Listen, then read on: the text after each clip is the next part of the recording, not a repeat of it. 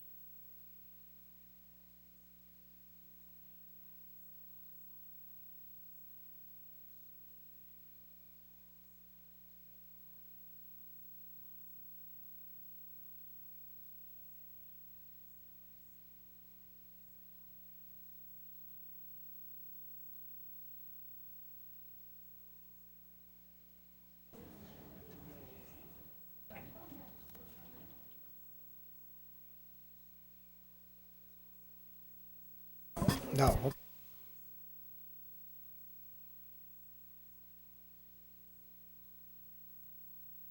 Ketchup, okay.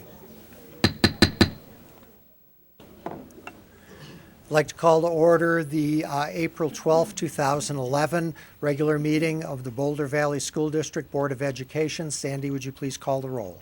Albright. Here. Belville. Here. Jones. Here. Myers. Here. Reed. Here. Roberge. Here. Smith. Please stand and join me in the Pledge of Allegiance. I pledge allegiance to the flag of the United States of America and to the republic for which it stands, one nation, under God, indivisible, with liberty and justice for all. I'd like to remind all that have gathered here today that the mission of the Boulder Valley School District is to graduate students in the new century who have the knowledge, skills, and personal characteristics that will make this world a safer, more thoughtful, and more inclusive place in which to live. In support of that mission, I'd like to begin our first agenda item, the superintendent's report. Dr. King.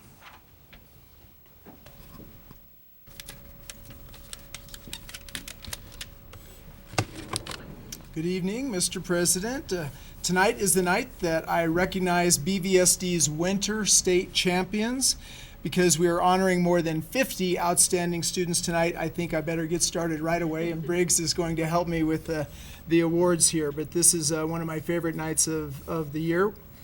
Would the BVSD 2011 Colorado Math Counts State Champions please join me at the podium with their coaches? Right here, yeah, right here would be great. Right here, yeah. How about right here? Yeah, and face the camera. Yeah, there you go. Great. Math Counts is a national math enrichment coaching and competition program that promotes middle school mathematics achievement in every U.S. state and territory. BVSD's individual Math Counts state champion is Jesse Zhang from Southern Hills Middle School. Jesse? Didn't make it tonight, okay. His coach is Denise Perlman Johnson, who writes that Jesse tied the record for highest score ever, and that was a record that he set last year.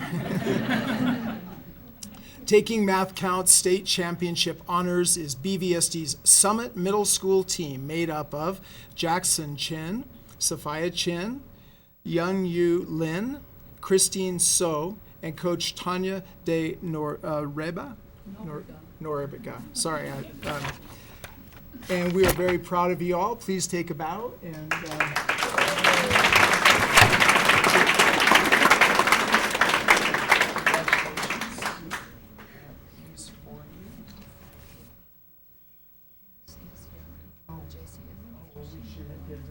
Denise, would you come up to be honored also? I think I lost the kids. Thanks for coming. Congratulations.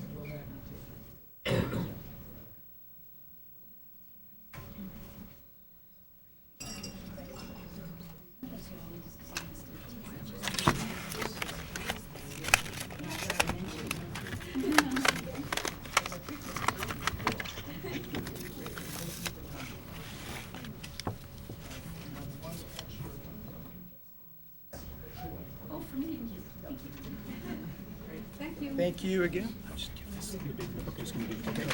Great.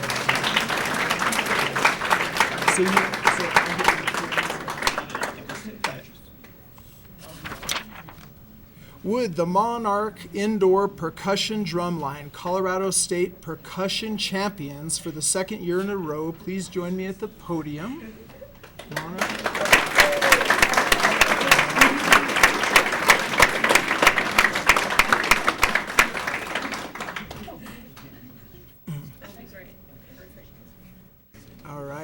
According to Monarch Indoor Percussion parent representative Lynn Renbarger, Monarch Drumline laid it down with a 91.275 in the finals, beating second place Legacy by over 2 points. Led by battery section leader Zach Burns and pit section leader also. Lynn writes that going out with a bang are the Drumline's 3 seniors, and you can raise your hands, gentlemen, Adam Parker, Brian Haggerty, and Joe Hiddle. Monarch Indoor Percussion State Champions include Adam Parker, Alec Bergen, Andrew Spangler, Brian Haggerty, Chris Pye, Connor Lund, Eric Fisher, Jacob Kraus, Jacob Stoff, Jay Cunningham, Joe Hiddle, Kate Rohrer Manley, Lauren Kinnebrew, Luke McCrossan, Quinn Valley, Reed Hobbs, Ryan Good, Ryan Rinberger, Sam Gefew, thank you, Taylor Fritz, Trevor Haggerty, Zach Burns, Zach Drollinger, Zane Hartling, Claire Church is the director, and we're all proud of you all very much. Congratulations. I'll come around here with your pins. And congratulations. You've got your medals and everything. Very good. Congratulations.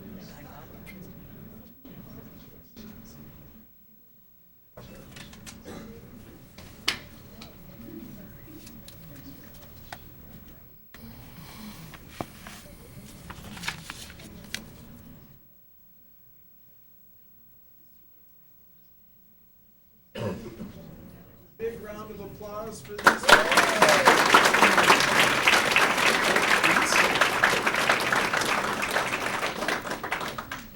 Okay, you may be seated. Thanks for coming, guys. We appreciate it. I know you'd rather be home doing homework and such, but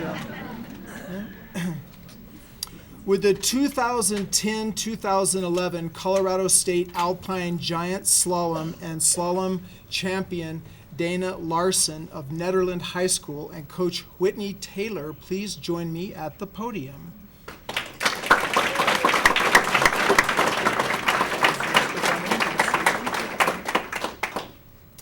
In describing Dana, Whitney writes that Dana, a sophomore, took first among 73 girls in the giant slalom and 60 girls in the slalom events. Described as a natural athlete, Dana is also respected as a team leader and great student with a GPA above a 4.0. Very impressive. Congratulations, and I have an award for both of you here. Thanks for making the trip down. We really appreciate it.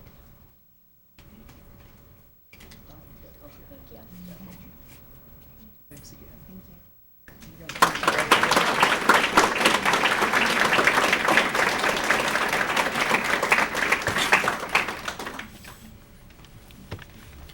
Would Class 4A state wrestling champions Phil Downing and Connor King of Broomfield High School please join me at the podium with their coach, Joe Pereira.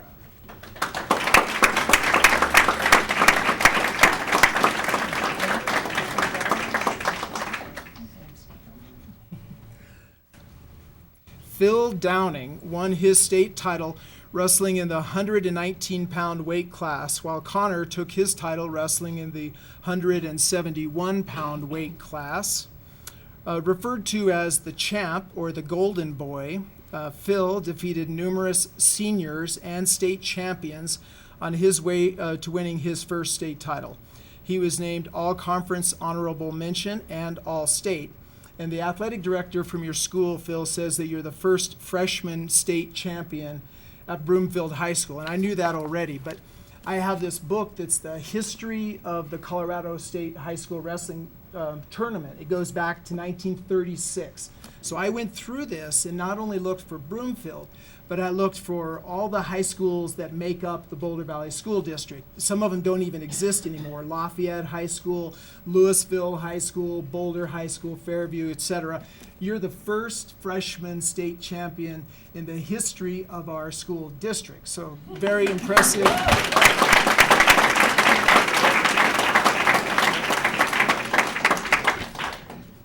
So we're proud of you. Congrats. Connor King led the Eagles wrestlers as a captain and became Broomfield High's 18th state champion, winning other honors along the way. According to his coach, Connor led by example on the mat, defeating 3 nationally ranked wrestlers over the course of the season. He was unanimously selected as the Northern Conference Wrestler of the Year, All-State Team, and he won the Camera's Regional Wrestler of the Year. Connor recently went to Canada this weekend. That's where the black guy came from. And he won the Canadian National Championship up there. Connor's a Canadian citizen, so he was able to wrestle in their tournament. And they will be sending him to the World Championships in Hungary this summer. So that's pretty cool, and we're proud of you.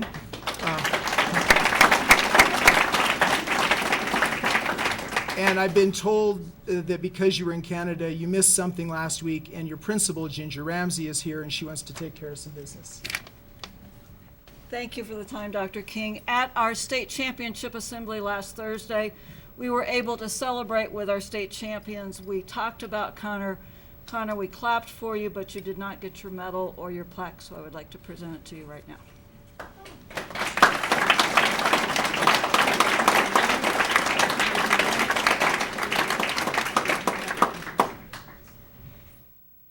Okay, thanks for coming, gentlemen. I appreciate it. Oh, I'm sorry. Yep, thank you. That's why you were leaving.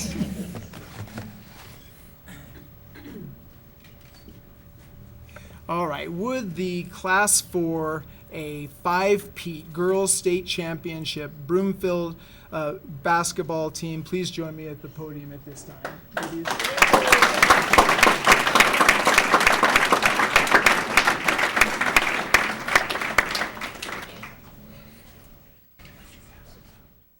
Thanks for coming.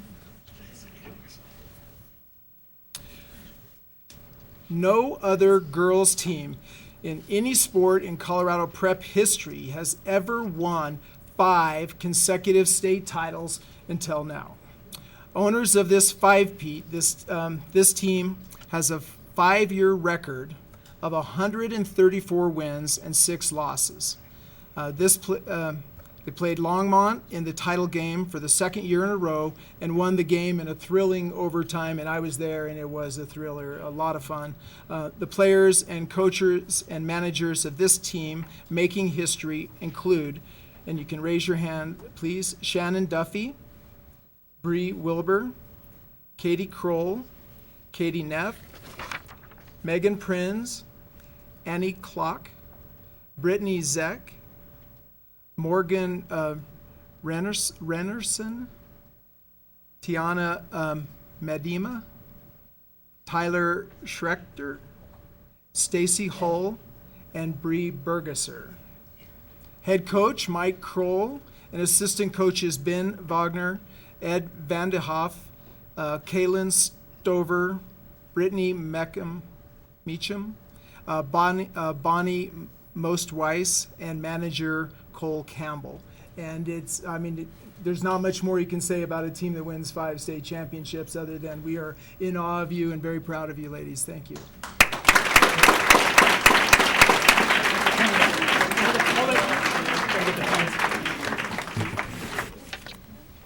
Hold on, ladies.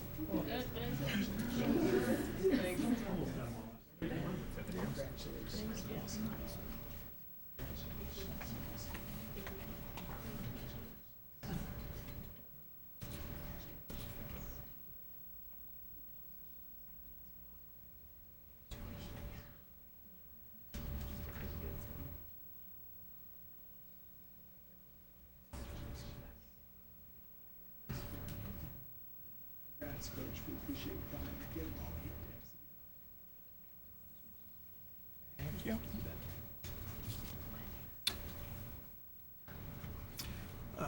Mr. President, last week, Colorado state government's budget impasse for next year's school budget was finally broken. A compromise was put forward. The good news is that Colorado K-12 earlier projected cut was reduced by $82 million statewide. The bad news is that there will still be a statewide K-12 cut of $250 million. Both the budget compromise and next year's School Finance Act cleared the state Senate yesterday and is expected to pass the House next week. Maybe I'll wait just a second here.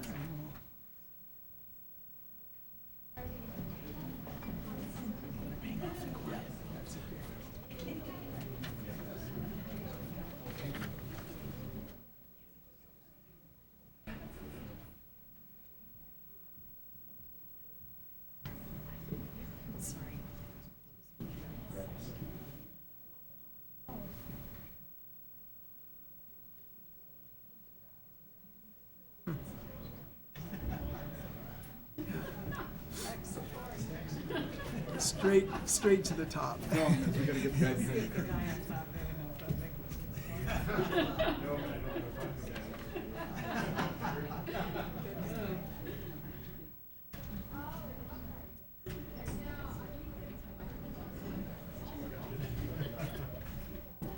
that door there. So here's the most important part of the budget piece, okay? BVSD's share of the $250 million proposed cut is $9.8 million, which is $3.1 million better than was expected just a few weeks ago. Later tonight, staff and I will discuss what this news means to BVSD as we prepare our 2011 and 2012 budget, but it was certainly welcome news here on staff's part. That concludes my report. Thank you very much. So tonight we have no student communication, is that right? Okay. We have no people signed up for public participation, so we get right into board communication. Board members. Jenny. Well, it's been a long time since we've met, so I almost forgot to turn off my microphone. But so it's been a long time since we met, and I know all of us have been really busy in the meantime, and I'd like to highlight a few things that I've been for the board that I've been busy with. One of them is that I attended the presentation by Theodore Hirschberg from Harvard and his partner, his associate, whose name I always forget. I'm not leaving her out on purpose. Presented by the Legacy Foundation and the Donald K. Foundation. It was a very small, there was a very small audience, but it was a very powerful presentation. It's very similar to one that Dr. Hirschberg made at the CASB convention in December, but I did send out, the presentation is on YouTube, and I did send out the link to the board. So if you're, I urge you to take a look at it, because I think it'll be a good foundation possibly going forward as we talk about the meaning of implications of 191 for our own school district.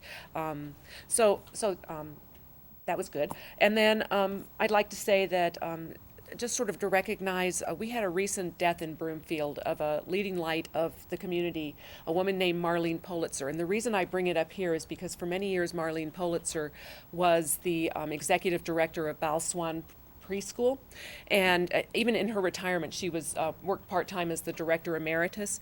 And in Broomfield, we've been talking a lot about inclusion in our schools in Boulder Valley, but thanks in large part to the efforts of Marlene Politzer, we think that we invented inclusive practices in Broomfield. Bal Swan, as far back as 1965, was an inclusive preschool that mixed children with significant disabilities in the classroom with their typical peers, thus setting a model and making that whole idea more familiar to the community, so that, for example, when my children were in school at Cole Elementary, and we had a classroom with children with significant disabilities, and children in that classroom were in the regular classroom for a good part of the day and on the playground and in the lunchroom, that seemed normal to our community. So I'd like to just recognize that Marlene Politzer sort of paved the way for both private, even though it was a private preschool, for our public schools as well. And then I also had the opportunity to attend, and you were there, Chris, the unveiling of a new mascot for Emerald Elementary in Broomfield. It's a dragon made by the son of one of the teachers at Emerald Elementary, who's a local jeweler most of the time, but he did this really terrific dragon, and if you're ever in Broomfield, you should drive by. The dragon's name is Snortner, and it's named after the longtime principal at Emerald Elementary, John Ortner, who was principal for 25 years and who came back along with several other retired members of including Larry Leatherman of the Emerald community. So it was a great celebration, and the children sang a song that had been written specifically for their school, and it was a real pleasure to be there. So, and then I'd just like to say that also, when I was looking at all these great awards, it really pleases me to see the variety of activities that students in our district have available to them and that they participate in. So I was really thrilled to see the drumline and the math, just a variety of things, and I hope that we keep that up in the future. Thank you. Thank you. Other board members? Tom? Well, I'd like to express my thanks to the board, superintendent, staff, and all the teachers for all the cards and calls and food baskets, flowers, and concern and prayer over my recent hospitalization. I'm doing well. I'm stronger, and I think I'm going to recover, at least to the point that it won't be noticeable. So thank you very, very much. And I've been a bit preoccupied, so that's about all I had to say. That's understandable. Other board members? Helene? Oh, just, okay.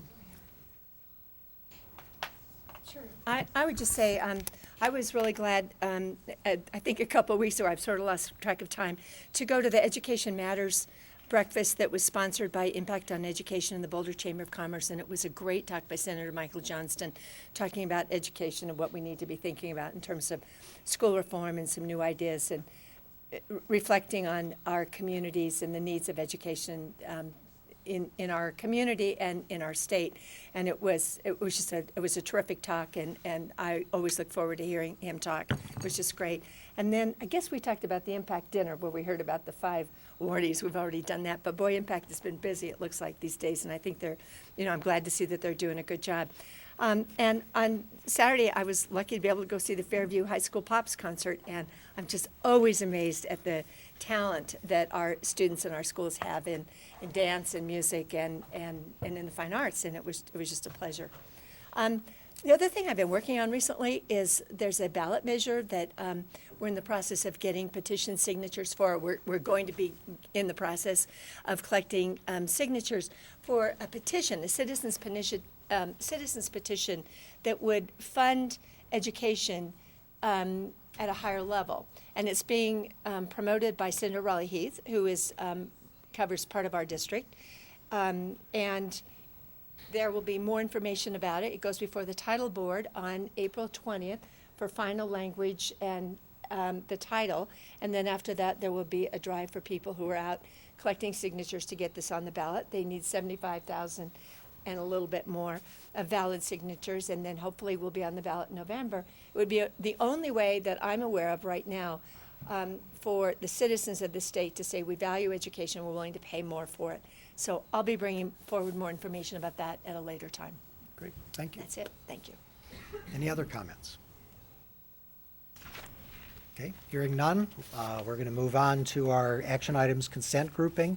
Tonight it consists of personnel items, approval of minutes for the March 8th regular meeting and the March 15th special meeting, acceptance of donation Douglas Elementary, adopt the district performance plan, approval of Hope Online agreement, award of bid number 11-18 for school buses, award of contract for asbestos abatement services at Columbine Elementary School, award of contract for bond program construction services at Coal Creek and Douglas Elementary Schools, award of contract for kindergarten addition construction services at Whittier International Elementary, BVSD board approval of Avaya service agreement order, specification form and related purchase order, superintendent's leadership characteristic profile, a grant for Escuela Bilingüe Pioneer for School Improvement Year 1 from the Colorado Department of Education,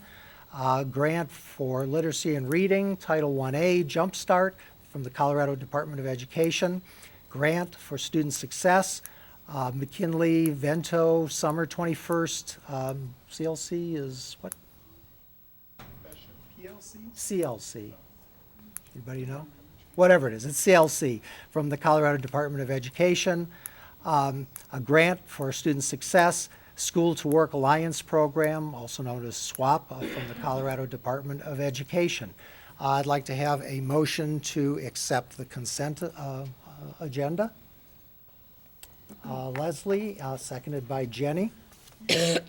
Would anyone like to pull any of these items?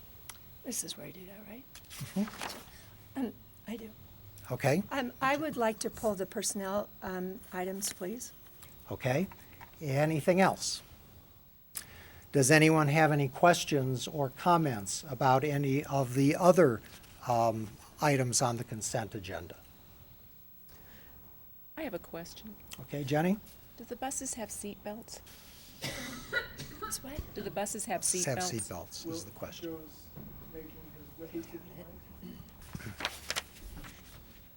The buses before you this evening are not equipped with seatbelts. They're able to be retrofitted in the future if we decide to go that way. As you know, whenever we bring buses forth, we always cite the National Transportation Safety Board, which says that funds used for seatbelts would be better utilized in safety programs that have more leverage points. And so it's still a recommendation from staff not to put them on at this point in time. It was also reinforced by the recently convened Transportation Efficiency Task Force, which also reaffirmed that belief.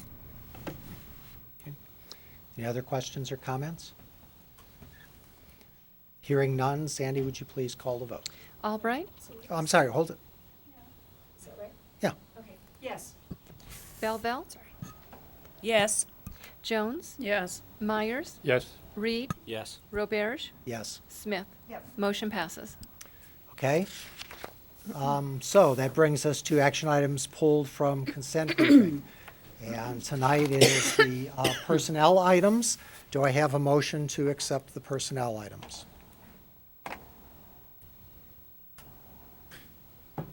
that was Yeah. pulled from the So moved. agenda. Okay, Helene, seconded by Jim. All right, discussion. Yes, Lori. I would like to amend that motion to move that we remove the position of Director of Curriculum for PE and Health and Fine Arts for further consideration. So it was to remove the position Okay. from this discussion, from approval tonight. Okay, do I have a second on that amendment? Jim? Oh, Tom. Okay. And we'll put it to a vote, please.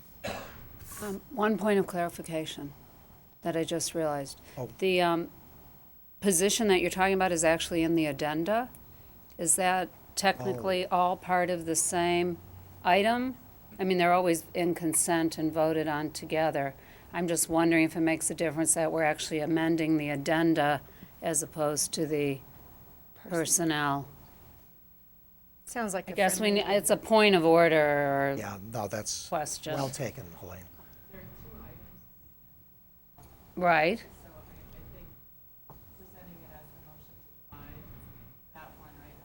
Right. Okay, okay. Okay, just wanted to make sure. Okay, so we have a motion on the table that was seconded. Any discussion? Now, the motion at this point is just to pull off that one position from the personnel item that was taken from the consent agenda. So, any discussion about that?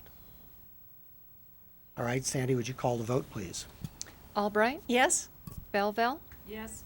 Jones, Yes. Myers, Yes. Reed, Yes. Roberge, Yes.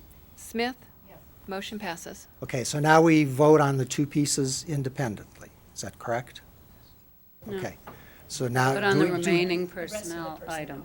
Right, now, do we need another motion, or, so now, okay, so now we're going to vote on the remaining personnel item that was not just divided off. Is there any discussion, further discussion on that? Hearing none, please call the vote. Albright, Sandy. Yes? Belville, Yes. Jones, Yes. Myers. Yes. Reed, Yes. Roberge, Yes. Smith. Motion passes. Okay, so now the motion, do we need another Done. motion? You're done. We're done with consent. Yeah. That's it? That's all we do? Okay, all right, very good. Thank you. That brings us to our first study item of the evening and our only study item of the evening, and that is recommendation to allocate surplus bond funds.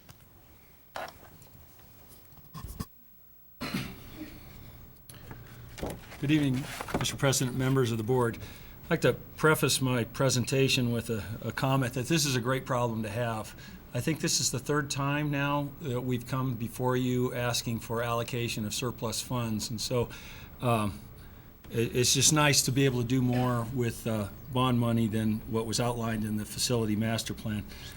So contained within your information packet is a pretty thorough analysis of the requests. I won't go into detail on that. I will highlight some of the key points for each project. I will say that this package has been reviewed by staff. It's been reviewed in accordance with the guidelines established by CBOC and approved by the board and presented to CBOC last Thursday night, and I'll indicate what their recommendation was for each project. One clarification I'd like to make, in your packet, we report that there's $2.7 million in surplus funds. That's actually $3.6 million. Since the time this report was written, we've made a couple of changes. We've taken staff offline from bond payroll as Phase 3 projects conclude. So we forecasted that out. That's a savings of about $600,000, and then an additional $300,000 realized in interest earned. So we've got about $900,000 more than what's being reported to you tonight. Staff has identified 3 schools as candidates for surplus funds: Broomfield Heights Middle School, with a request for $917,000. New Vista High School for $200,000 and Halcyon for $200,000. Those total requests represent $1.3 million. And we feel timing is opportune now to take advantage of contractors being on site and project manager availability. So quickly, Broomfield Heights Middle School primarily is the request is for an expansion of the cafetorium. The cafetorium is used for food service and performances. The floor is configured in multiple levels, which reduces the overall usable space. Steps there are a tripping and a fall hazard. Students with limited mobility cannot access the lower levels. It's a ADA issue. The stage is undersized according to BVSD ed specs and cannot accommodate the school's instrumental performances. The Educational Facility Master Plan calls for construction of gym, stage, addition. However, funding was not included in the project budget, and we'll admit to this is an error in the master plan. The proposed work will level the floor, expand the stage, move the east wall, provide dressing rooms, provide a new control booth, and replace some of the acoustical clouds. These improvements will address the safety issue of the multi-level floor and provide adequate performance and audience seating space.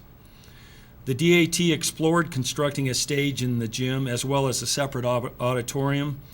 The DAT believes the best option is renovating the cafetorium as described.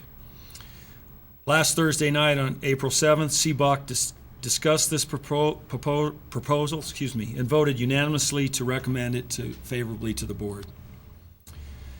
Halcyon. Halcyon serves students in grades 6 through 12 with severe mental health challenges. The school is housed in a building which was designed to serve K-2 students. Although an assessment was conducted of the building, the school was not included in the master plan because the district had intended to integrate the students back into their home schools. The district has recommitted to serving the students in a standalone facility and would like to address some critical needs at that facility while planning for a new building. Staff is requesting $200,000 to address fire code issues, improve internal and external circulation, upgrade finishes, repave the basketball court, create wider corridors, and install tubular skylights. CBOC discussed this proposal. In the discussion, a question surfaced as to whether CBOC has the authority to add a new project to the master plan. The committee voted to recommend the proposal to the board, subject to the condition that it is within their jurisdiction to do so. The Board of Education is not bound by the committee's guidelines and has discretion to allocate bond funding to any capital improvement. And finally, New Vista High School. New Vista moved into the Baseline Middle School building starting in the 2003-2004 school year. Very little remodeling was done to the building to modify it to serve a small population of high school students. When the Educational Facility Master Plan was written in 2005, New Vista High School did not have a lunch program. The current leadership would like to serve lunch on campus as most other BVSD high schools do. The existing kitchen has not been used for food preparation since the 2002-03 school year. Some of the major appliances have been removed for use at other schools, and the equipment that is left is very outdated. In conjunction with other improvements at the school, the cafeteria will be remodeled to a more inviting space for students to gather. Staff is requesting $200,000 to provide new equipment and address code issues. CBOC discussed the proposal. Concern was voiced regarding whether the district has committed funding to support the operation of the food service program at the school once the kitchen is upgraded. The district has pledged to staff the program as long as at least 30 students per day participate. The committee voted to approve this proposal. That's a quick summary of the package being presented. I'd be happy to answer any questions the board might have. Thank you. Board members? Jenny? Well, first of all, I'm really thrilled about the addition at Broomfield Heights Middle School. That cafeteria auditorium / could really use work. My kids went to school there, and it's not pretty. But I didn't understand what you said about Halcyon. What did CBOC recommend? In the responsibility, the sort of the charter responsibility of Halcyon, there's a bullet point that states that they'll make modifications and make a recommendation to the superintendent and the Board of Education regarding modifications to projects envisioned in the Educational Facility Master Plan. We then went further to amend those responsibilities to talk about, for surplus funding, CBOC will make a recommendation to the superintendent and to the board regarding allocation of surplus funding. So the hang-up was, since Halcyon wasn't contained as a separate project in the Educational Facility Master Plan, they lacked the jurisdiction to make that recommendation. We felt, because of the money, that it was important to process it with CBOC. I honestly don't know. I think on a technicality, you could probably argue it both ways. But I wanted to review it with them since they are the oversight committee. So they made the recommendation to support it if they have jurisdiction. You have no limitations on how you allocate that money. Leslie. So with the work on the kitchen at New Vista, this would then allow them to serve the food from one of the satellite kitchens and keep it warm and all that. So it's not like they're cooking from scratch at New Vista. No, it's just another delivery opportunity for them. Deirdre and I met with administration there. They surveyed their student body if there would be interest in the program. They indicated an interest. I think they want to try to retain as many students on site as possible. There's safety issues related. We had 2 students hit by a car earlier this year crossing Broadway to the fast food restaurants. The other part of that, a lot of what was triggered, I mentioned that there are improvements to the cafeteria. That's really becomes a cafe and a kind of a gathering, social gathering space for the school. And they don't have a kitchen now. And so in addition to a lunch, and they have obligations to provide free and reduced lunch as well. So in addition to a lunch program, there'll be other foods being provided throughout the day consistent with our food service program. Okay, great, thank you. Jim? So thank you, Don. To start with, I'm happy to support the CBOC's recommendations. Having watched this whole process kind of unfold before our eyes, we've had the wonderful thing of having additional money, which is in large part due to your tight fiscal management of it. I think the CBOC, what I heard from them is they process this thoroughly as they do every decision and talk it through. Staff had presented them with enough information. They were very pleased to bring these recommendations forward. I wanted to give you a moment. You're too modest. When you read the plan for Broomfield Heights, I think if we actually stuck with what was in the facilities master plan, we would be faced with a much larger number here to approve to meet that plan. We've been flexible, and we're going to get more value for that. And I know that's due to your leadership throughout this process. So thank you again. I want to thank the CBOC committee for a very unsung task that they have provided this district for the last 5.5 years. They've done a bang-up job. So if you could pass that along to them. I certainly will. Thanks, Thank you. Don. Other comments? Tom? Quick question. You had the qualifier on New Vista Kitchen. If 30 students were participating, then the food service would be there, right? What would you do with the space if that doesn't happen, if we don't get 30 students participating? Well, the space will continue to exist as a kitchen. It's whether we'll sustain that program. I think we're committing now staff resources with that threshold of students. if that number fell below, there's other opportunities. They could have parents serve some food.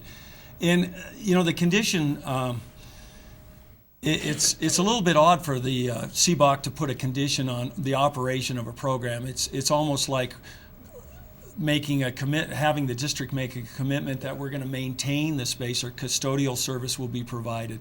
So they were, I was a little surprised by that motion, but they wanted some, assurances that if we made an investment into this asset, that it would be operational for a period of time. And as we processed it with Cabinet, and as Deirdre processed it with the school, the number that we identified was 30 students. Hopefully it's going to grow, not only in the food program, but enrollment in that program as well, to try to get it back up to that 350 range or above.